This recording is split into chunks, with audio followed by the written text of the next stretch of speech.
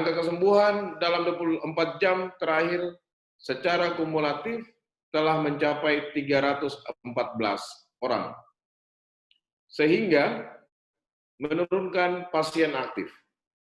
Kalau kemarin ada 5 orang, maka ada 75 orang, maka kasus aktif hari ini yang masih ditangani tersisa 70 orang.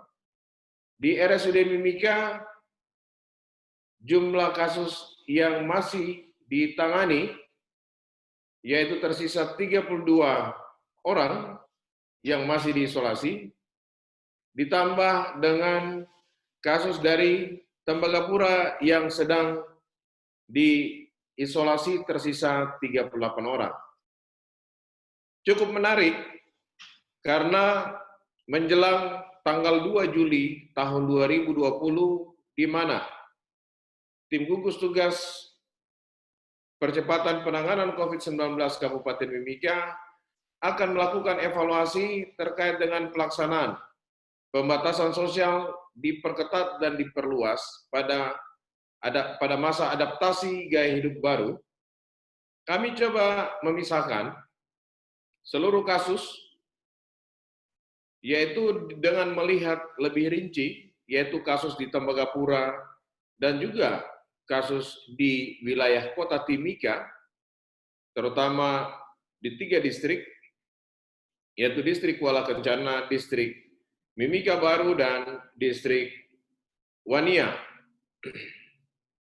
Ternyata jumlah kasus terbanyak itu ada di Tembagapura. Secara keseluruhan telah mencapai 216 kasus secara kumulatif, sementara di wilayah Timika di 4 distrik itu mencapai 174 secara kumulatif. Bagaimana angka reproduksi efektifnya?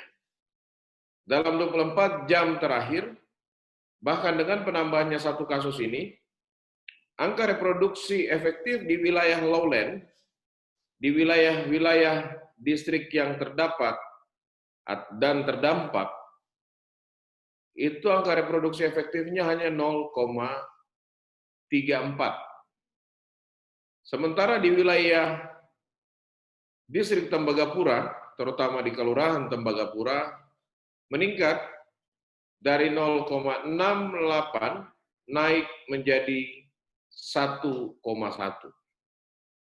Ini memberikan gambaran apakah pada tanggal 2 Juli nanti, jika kasus di wilayah Tembagapura ini meningkat, apakah berpeluang bahwa PSBB di wilayah Tembagapura masih terus dilanjutkan.